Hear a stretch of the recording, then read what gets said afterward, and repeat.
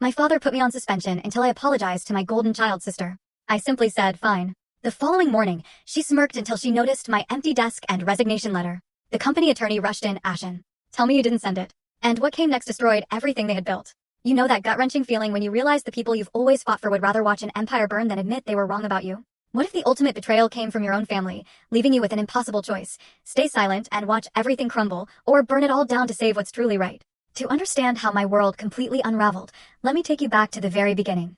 I didn't walk out of that boardroom because I was fearless. I walked out because, in a twisted way, it felt painfully familiar.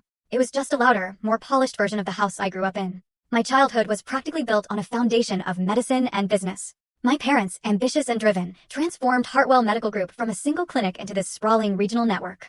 And for as long as I can remember, our dinner table sounded less like a family meal and more like a high-stakes strategy meeting. From the start, my older sister, Camila, fit perfectly into their vision. She was everything you'd see on a glossy hospital brochure. Bright, outgoing, beautiful, the daughter who could charm nurses at 8 and effortlessly win over donors at 16. Adults would lean down, pat her shoulder, and declare, there she is, the natural heiress of Hartwell. They said it so often that Camila genuinely started to believe it was in her DNA. Me? I was the quiet one. The girl who preferred the library to the playground, who found solace in numbers, not applause. I wasn't prone to tears or making a scene. My father called me reliable and, honestly, it felt like he was describing a filing cabinet or a lab freezer, useful, structured, and completely forgettable until a problem arose.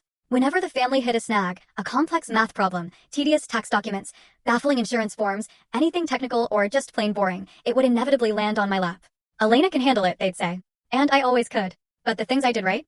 They just vanished into silence. Meanwhile, anything Camila merely attempted became a family headline. When I won my first statewide science award, Dad congratulated me, but immediately followed it with, you know, your sister helped us secure that new pediatric partner today. That's the kind of impact that elevates the hospital. When I earned a full scholarship to college, he'd brag to the neighbors, but somehow the conversation always drifted to how charismatic Camila was becoming.